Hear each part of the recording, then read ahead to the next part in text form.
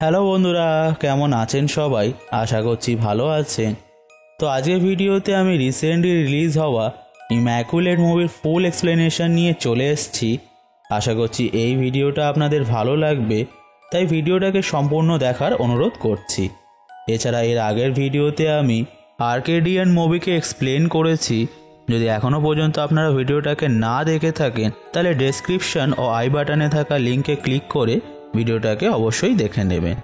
এছাড়া এখন যদি এই ভিডিওটা দেখার পর আপনাদের ভালো লাগে তাহলে প্লিজ চ্যানেলটিকে সাবস্ক্রাইব করে পাশে থাকা বেল আইকনটিকে প্রেস করে দেবেন, যাতে করে আমি একটু মোটিভেশন পাই। তাহলে চলুন আর বেশি কথা না বাড়িয়ে ভিডিওটি শুরু করা যাক।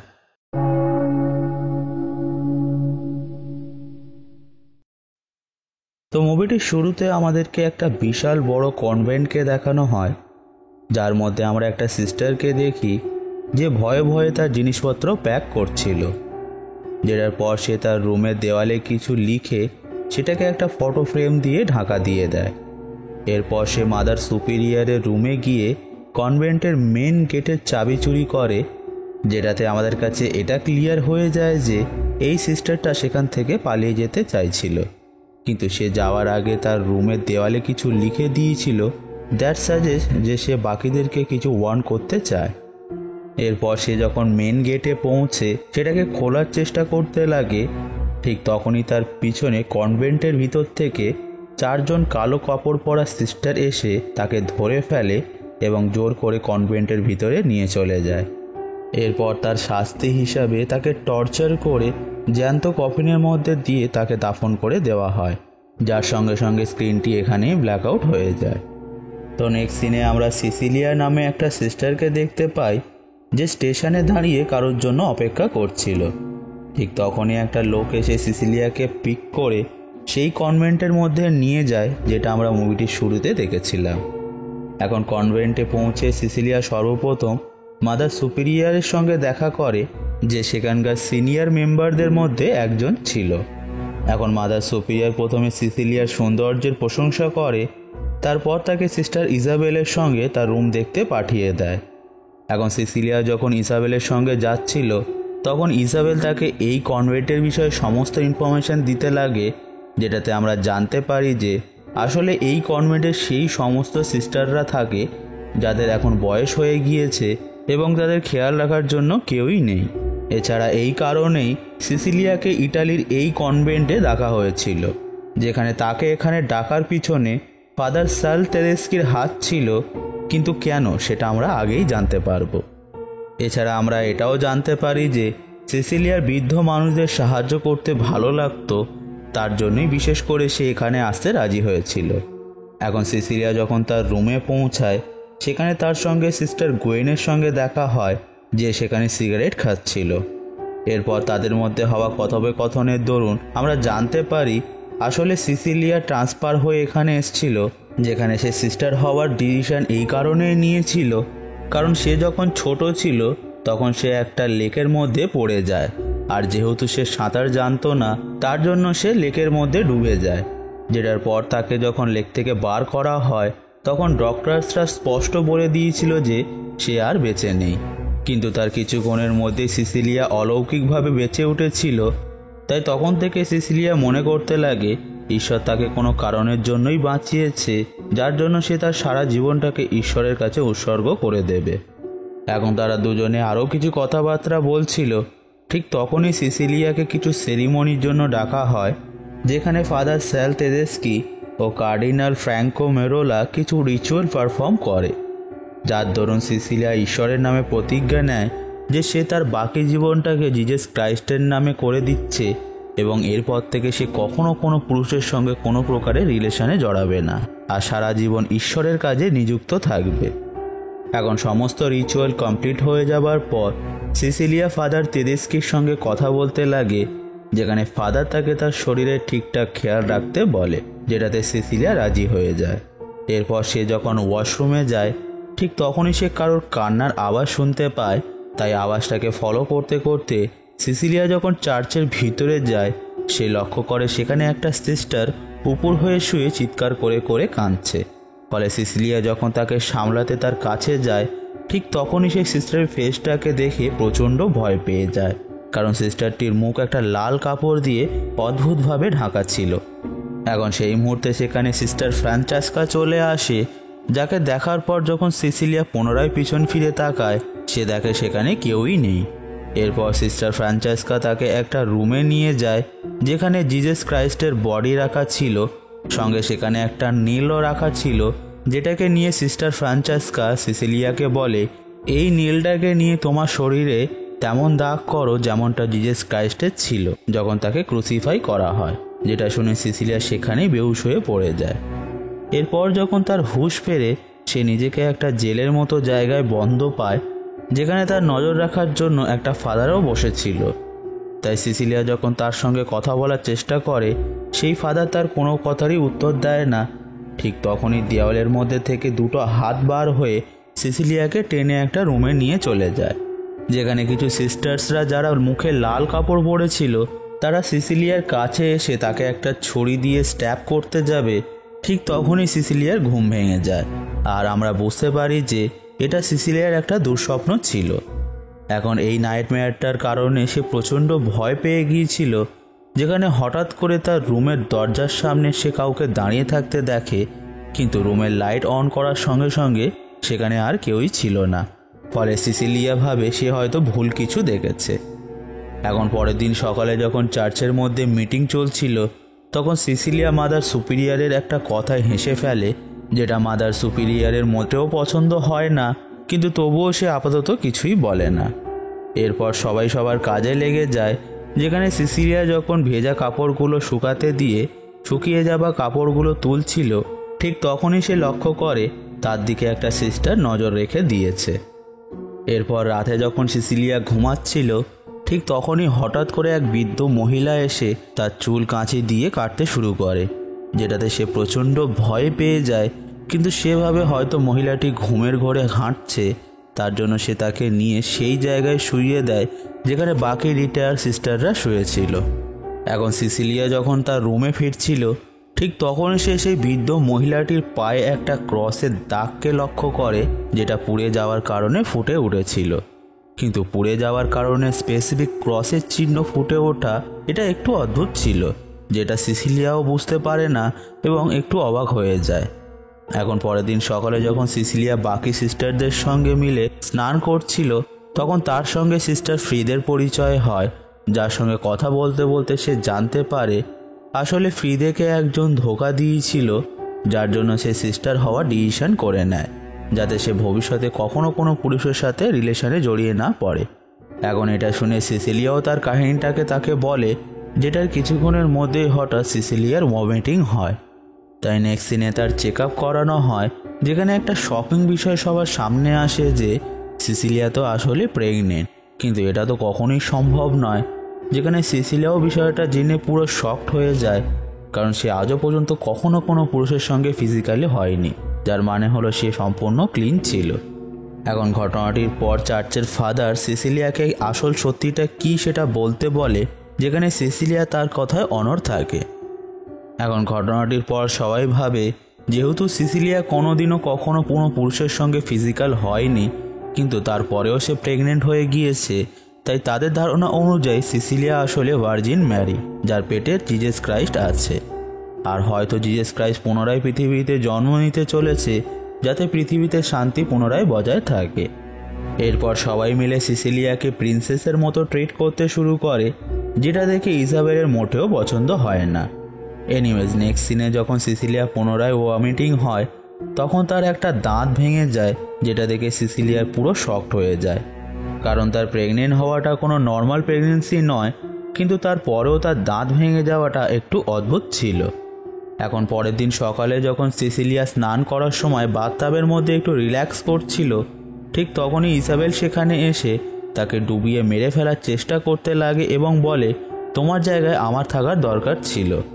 তাই সিসিলিয়া জোরে জোরে চিৎকার করতে লাগে, যেখানে তার চিৎকার শুনে বাকি সিস্টাররা সেখানে পৌঁছে যায় এবং ইসাবেলকে ধরে নিয়ে চলে যায়। এখন ঘটনাটির পর পুনরায় ডক্টর গ্যালোকে সিসিলিয়ার চেক আপে করার জন্য ডাকা হয়, যেখানে চেক আপের পর ডক্টর জানায় সব কিছু নর্মালি আছে, কিন্তু আজকের ঘটনাটির পর সিসিলিয়া খুব ভয় পেয়ে গিয়েছে, যার জন্য সে সিসিলিয়াকে হসপিটালে শিফট করতে বলে, যেটা শুনে টেডেস্কি স্পষ্ট মানা করে দেয়, সেই যে তার হিসাবে সিসিলিয়ার খেয়াল এখানে যেভাবে রাখা হবে সেটা আর কেউ রাখতে পারবে না। এখন পরের দিন সকালে যখন সবাই সবার কাজ করছিল, ঠিক তখনই সিসিলিয়া কারোর চিৎকারের আওয়াজ শুনতে পায়। তাই যখন সে সঙ্গে সঙ্গে সেখানে কি হয়েছে চেক করতে যায়, সে দেখে ইজাবেল ছাদ থেকে ঝাঁপ দিয়ে সুসাইড করে নিয়েছে, যার দরুন তার ফেসটা পুরো ডিস্টর্টেড হয়ে যায়। অ্যান্ড ট্রাস্ট মি গাইস, এটা খুবই ভয়ঙ্কর দেখতে লাগছিল। নেক্সট সিনে যখন ইজাবেলের বডিকে বারিয়ালের জন্য নিয়ে যাওয়া হচ্ছিল, ঠিক তখনই আমরা সিস্টার গোয়েনকে দেখতে পাই, যে সবাইকে চিৎকার করে করে বোঝানোর চেষ্টা করে যে তাদের সবাইকে এখান থেকে পালিয়ে যাওয়া উচিত, না হলে তাদেরও ঠিক এই একই অবস্থা হবে যেমনটা ইজাবেলের হয়েছে। কিন্তু সেই মুহূর্তে সেখানে ডিকান এনজো চলে আসে, যে গোয়েনকে ধরে নিয়ে সেখান থেকে চলে যায়। এরপর রাতে আমরা পুনরায় সিসিলিয়াকে দেখতে পাই, যেখানে সে যখন তার রুমে ছিল, ঠিক তখনই তার রুমে থাকা একটা ফটো ফ্রেম তার জায়গা থেকে সরে যায়, যার পিছনে মুভিটির শুরুতে দেখা সেই সিস্টারটি কিছু লিখে রেখে দিয়েছিল, কিন্তু ক্যাথলিক ভাষা হওয়ার কারণে সিসিলিয়া কিছুই বুঝতে পারে না। তাই সে ডিকশনারিতে গিয়ে চেক করলে জানতে পারে তার সঙ্গে যেগুলো ঘটছে সেটা স্যাটেনের কারণে। কিন্তু এখনও সিসিলিয়ার কাছে সব কিছু পুরোপুরি ক্লিয়ার ছিল না। এরপর সে কনভেন্টের মধ্যে যখন তার ডকুমেন্টগুলোকে চেক করে, তখন সে লক্ষ্য করে তার ডকুমেন্টগুলোর মধ্যে তার সম্পর্কে এমন কিছু তথ্য আছে যেগুলো সে কাউকে কোনো দিনও বলেনি। এখন এগুলো দেখে সিসিলিয়া একটু অবাক হয়ে যায়, যেখানে এটা তো ক্লিয়ার হয়ে গিয়েছিল যে তাকে পুরো প্ল্যানিং করে এখানে ডেকে আনা হয়েছিল। এরপর সে এই বিষয়টা নিয়ে কিছু ভাবতো, তার আগেই সে কারোর চিৎকারের আওয়াজ শুনতে পায়। তাই আওয়াজটাকে ফলো করতে করতে সে যখন একটা রুমের সামনে পৌঁছায়, সেখানে সে রুমটির দরজার মধ্যে থাকা হোল দিয়ে সিস্টার গোয়েনকে দেখতে পায়, যার জিভকে কেটে ফেলা হচ্ছিল, কারণ আজ সকালে সে সবাইকে ভরকে দেওয়ার চেষ্টা করেছিল। এখন এই ঘটনাটা দেখে সিসিলিয়া প্রচণ্ড ভয় পেয়ে যায়। আর ঠিক তখনই সেখানে সেই বৃদ্ধ মহিলা চলে আসে, যে একদিন রাতে সিসিলিয়া চুল কেটে নিয়েছিল। এখন বৃদ্ধ মহিলাটি সিসিলিয়াকে তারই চুল দিয়ে বানানো একটা ক্রস দেয়। তাই সিসিলিয়া তাকে বলে তাদেরকে এখান থেকে পালাতে হবে, যেটা শুনে সেই বৃদ্ধ মহিলা এক ভয়ঙ্কর আওয়াজে বলে, তুমি এখান থেকে কখনোই পালাতে পারবে না। যেটা শুনে সিসিলিয়া আরও ভয় পেয়ে যায় এবং সঙ্গে সঙ্গে সেখান থেকে পালিয়ে তার রুমে চলে যায়। এখন পরের দিন সকালে আমরা সিস্টার ফ্রান্সেসকাকে দেখি, যার সিসিলিয়ার চিৎকার শুনে ঘুম ভেঙে যায়।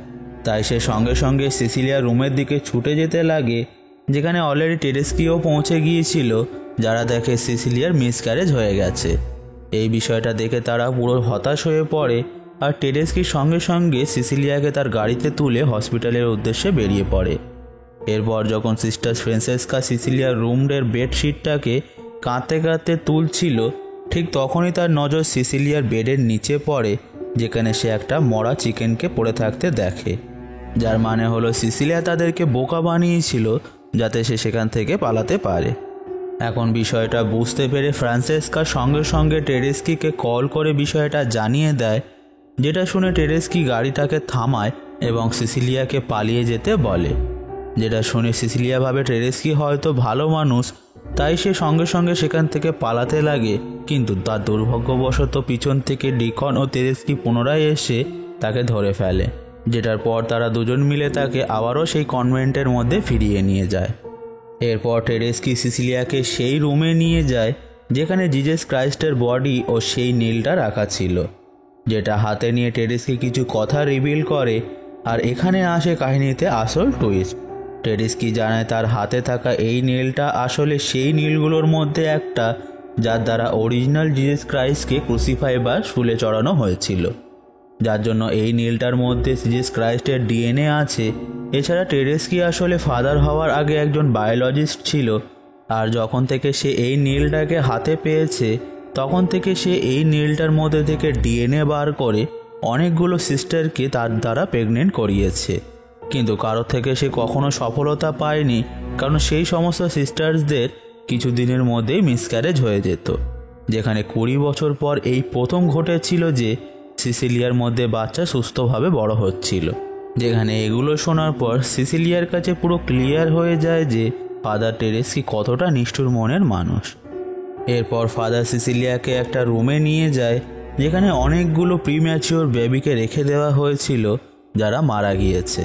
এখন ফাদার সিসিলিয়ার পায়েও সেই একই ধরনের ক্রসের সাইন বানিয়ে দেয় যেমনটা সেই বৃদ্ধ মহিলার পায়ে সে দেখেছিল। এরপর ফাদার সিসিলিয়াকে একটা রুমে আটকে রাখে যেখানে সিসিলিয়া তার রুমে থাকা সেই লেখাটার আসল মানে বুঝতে পারে, যেটা হলো যে বাচ্চাটা জন্ম নেবে সে আসলে ডেভিলের বাচ্চা হবে, কারণ হতে পারে সেই রক্তটা জিজাস ক্রাইস্টের, কিন্তু সেটা তাকে প্রচণ্ড কষ্ট দিয়ে বার করা হয়েছিল, যার জন্য সেই রক্তটা অভিশপ্ত হয়ে গেছে। এখন সিসিলিয়া রুমটা থেকে বার হওয়ার জন্য অনবরত চিৎকার করতে লাগে, কিন্তু কেউ তার কোনোভাবেই সাহায্য করে না। ঘটনাটির পর সিসিলিয়াকে তখনই রুম থেকে বার করা হয় যখন তার আল্ট্রাসোনোগ্রাফি হওয়ার ছিল, যেখানে মাদার সুপিরিয়ারও উপস্থিত ছিল। তাই আল্ট্রাসোনোগ্রাফি হয়ে যাওয়ার পর ফাদার টেরেস্কি ও ডক্টর কিছুক্ষণের জন্য সেখান থেকে চলে যায়। তাই সুযোগটাকে কাজে লাগিয়ে সিসিলিয়া মাদার সুপিরিয়ারের ওপর অ্যাটাক করে দেয় এবং সেখানে থাকা ইকুইপমেন্টের সাহায্যে তাকে মেরে ফেলে।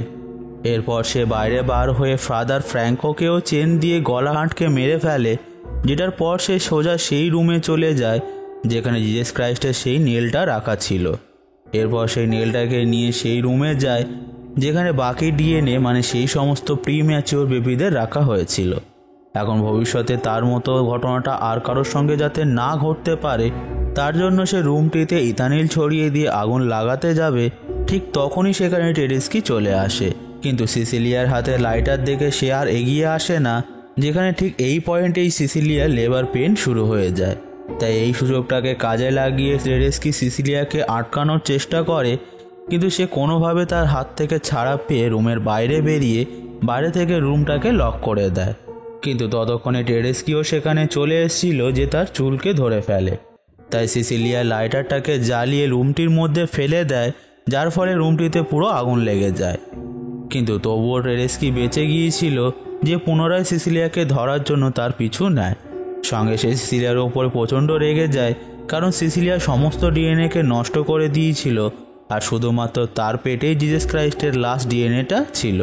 তাই সিসিলিয়া সেখান থেকে যত দ্রুত সম্ভব পালিয়ে যাওয়ার চেষ্টা করতে লাগে, যার দরুন সে একটা টানেলের মধ্যে পৌঁছে যায় যেটা কনভেন্টের মধ্যেই উপস্থিত ছিল।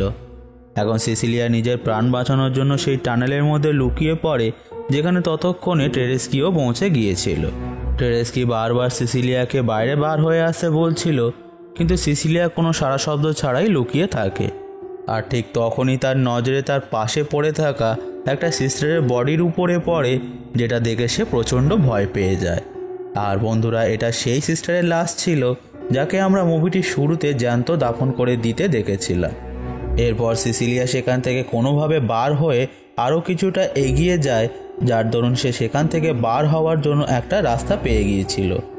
এখন সিসিলিয়া সেই রাস্তা দিয়ে বার হয়ে পালিয়ে যাবে, তার আগেই টেরেস্কি সেখানে পৌঁছে গিয়ে সিসিলিয়াকে ধরে ফেলে, যেটার পর সে সিসিলিয়ার পেটটাকে কেটে তার বাচ্চাটাকে বার করার চেষ্টা করতে লাগে। কিন্তু ঠিক তখনই সিসিলিয়া সেই জিজাস ক্রাইস্টের নেলটা দিয়ে টেরেস্কির গলার উপরে অ্যাটাক করে দেয়, ফলে অতিরিক্ত রক্তক্ষরণ হয়ে টেরেস্কি সেখানেই মারা যায়। এরপর ফাইনালি আমরা সিসিলিয়াকে বাইরে বার হয়ে আসতে দেখি, যার কিছুক্ষণের মধ্যে সিসিলিয়ার ডেলিভারি হয়ে যায়, যেখানে বাচ্চাটাকে তো আমাদের দেখানো হয় না, বাট তার কথা শুনে আমরা বুঝতে পারি যে সেটা ডেভিলের বাচ্চা ছিল, কারণ এই নেলটাকে জিজাস ক্রাইস্টকে কষ্ট দেওয়ার জন্য ছিল, যার জন্য এই বাচ্চাটি অ্যান্টিক্রাইস্ট জন্ম নেয়। আর এই কনভেন্টে যারাই এই কাজে নিযুক্ত তারা আসলে সকলের থেকে লুকিয়ে ডেভিলের পুজো করত, তাই তারা ডেভিলকে পৃথিবীতে আনার প্রচেষ্টায় ছিল। এখন এই সব কিছু বুঝে যাওয়ার পর সিসিলিয়া তার পাশে পড়ে থাকা একটা পাথর তুলে সেই বাচ্চাটির উপর ফেলে তাকে মেরে ফেলে, আর মুভিটি এখানেই শেষ হয়ে যায়। তো বন্ধুরা, এটাই ছিল ইম্যাকুলেট মুভির ফুল এক্সপ্লেনেশন। এখানে আমি আমার পার্সোনাল ওপিনিয়ন দিয়ে যদি বলি, মুভিটা আমার খুবই ভালো লেগেছে, যেখানে মুভিটার ডাইরেকশন, এক্সিকিউশন ও স্টোরি খুবই ভালো ছিল। তাই আমি আপনাদের রেকমেন্ড করব আপনারা একবার হলেও মুভিটাকে অবশ্যই দেখতে পারেন। তো বন্ধুরা, আজকের ভিডিওতে এই পর্যন্তই। ভিডিওটা আপনাদের ভালো লেগে থাকলে অবশ্যই কমেন্ট করে জানাবেন, সঙ্গে লাইক করতে ভুলবেন না। এছাড়া বন্ধুদের সঙ্গে বেশি বেশি করে শেয়ার করে ভিডিওটাকে তাদেরকেও দেখার সুযোগ করে দিন। এছাড়া প্রতি সপ্তাহে এমনই ভিডিও পেতে চ্যানেলটিকে সাবস্ক্রাইব করে পাশে থাকা বেল আইকনটিকে প্রেস করে দিন। তাহলে আমি আসবো আবারও এমনও কিছু মুভি এক্সপ্লেনেশন নিয়ে। Till then keep watching.